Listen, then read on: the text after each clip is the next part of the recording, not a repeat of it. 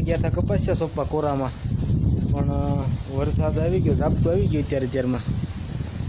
જો નેવાતાર કરી દીધી, 2 બગાડું કરીને વહી ગયો બધું. આપણે કોરામાં કપાસિયા સોંપવાનું મુહૂર્ત કર્યું અને વરસાદ નહીં, પણ અત્યારે જ આવવાનું મુહૂર્ત આવ્યું.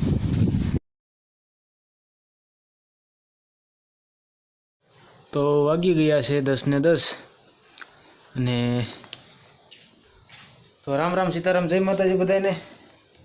અને આપણે ગયા હતા કપાસિયા સોંપવા કોરામાં, પણ વરસાદ આવી ગયો, ઝાપટું આવી ગયું અત્યારમાં.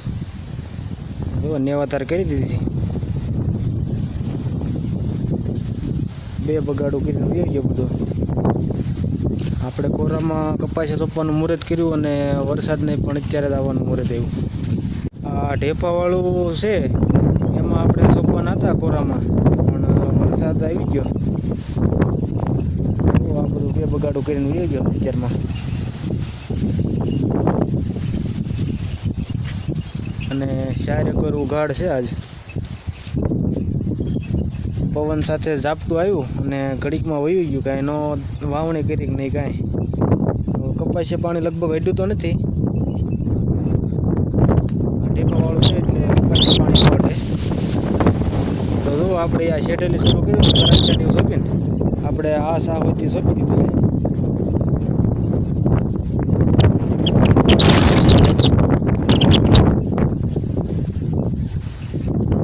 બાકી આ ઢેફાવાળું તે સોંપવાનું હતું, બાકી તો વાવણી થઈ જવા દેવાની હતી, કારણ કે આ ઢેફાવાળામાં થોડી વાર લાગે સોંપતા. એટલા માટે 3 વીઘા જેવું છે સોંપી દેવાનું પહેલાં. હવે તો તડકો નીકળે તો ઠીક છે, નગર હવે પછી વાવણી થઈ જવા દેવાની. વાવણી થઈ જાય ત્યાંથી પછી જ તે સોંપવાના થશે. અને દસ ઉઘાડ આજ ઘણો છે, આજે વરસાદનો નક્કી કહેવાય નહીં બરાબર, કારણ કે અહીંયા તો ખાલી ફિલ્મ શરૂ થાય પહેલાંના નંબરિયા જ કહેવાય. ફિલ્મ તો બાકી હોય એવું લાગે છે, કારણ કે આગા વાદળા નીકળે છે મોટા મોટા. સારું થઈ જાય તો વહેલા છતાં કપાસિયા સોંપતા થઈ જાય. આપણા માલને પણ અંદર લેવા પડ્યા હતા બધાને, કારણ કે ઝાપટું સારું આવે એમ હતું, પણ પવન સાથે હતું એટલે બધું ઉડી ગયું. જો કે આપણે માલને માલમાં બાંધી દીધા.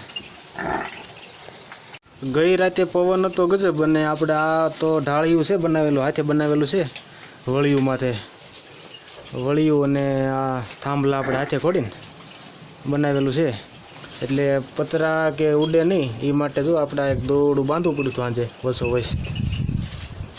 આ રીતે આમ બાંધી દીધું તરાહું, એટલે પવન તો આ બાજુ આ સાઈડથી હતો પવન, એટલે બાંધવું પડ્યું. એક દોરડું અહીંયા બાંધ્યું હતું આપણે, પણ એ તો જો કે અત્યારે અહીંયા આપણા માલ બાંધ્યા છે એટલે છોડી નાખ્યું. અને એક દોરડું જો ઓલા થાંભલીમાં બાંધેલું છે. તો શું છે કે પવન વધારે હતો એટલે ઊંચા નીચે થતું હતું, એટલે બાંધવું પડ્યું. અને આપણે સવારમાં તો ગયા હતા બાજરીનો ઓગો ભરવા. જે ઓગો એક આપણે રાખ્યો હતો બાજરીનો, એ સવારે ગયા હતા વહેલા આપણે 8:30 ભરવા ગયા હતા. ભરીને આવીને આપણે કપાસિયા સોંપવાનું શરૂ કર્યું હતું.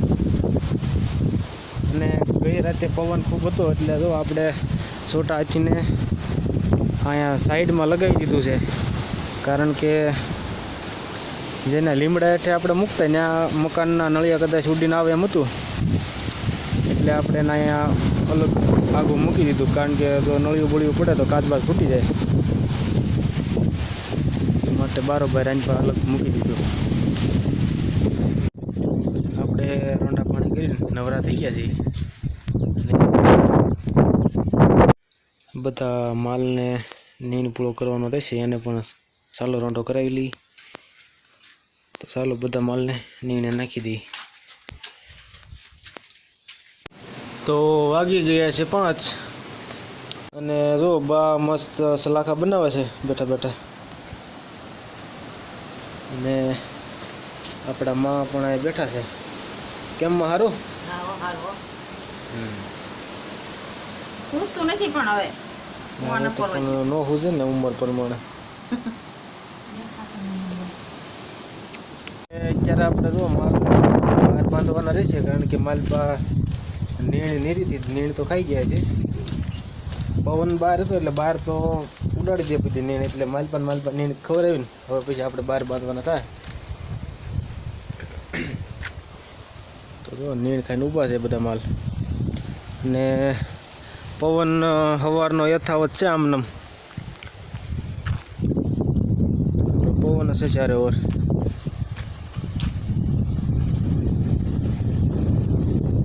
સવારમાં તો ઘડીક ઝાપટું પણ આવી ગયું.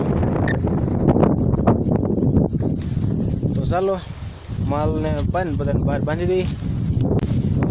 તો ફાઇનલી આપણે તો ભેંસું દોઈને અને માલને ગમાણમાં નીરીને આપણે થઈ ગયા છીએ કમ્પ્લીટ, ફ્રેશ થઈ ગયા છીએ. અને હવે જવાનું છે આપણે દૂધ ભરવા, એટલે દૂધ ભરવા જવાનું છે. અને લાઇટ પણ છે નહીં આજે, પવન તો એવો ને એવો કન્ટિન્યુ શરૂ છે એક ધારો. આ પવનના હિસાબે જ લાઇટ છે નહીં, અને વાદળા જો મોટા મોટા નીકળ્યા છે, ખોબા મોટા મોટા કાળા ડિબાંગ વાદળા છે. તો વિડીયોને લાઈક કરો, ચેનલમાં પહેલી વખત મુલાકાત કરી હોય તો ચેનલને સબસ્ક્રાઈબ કરો. તો મળીએ નેક્સ્ટ વિડીયોમાં. તો રામ રામ સીતારામ, જય માતાજી.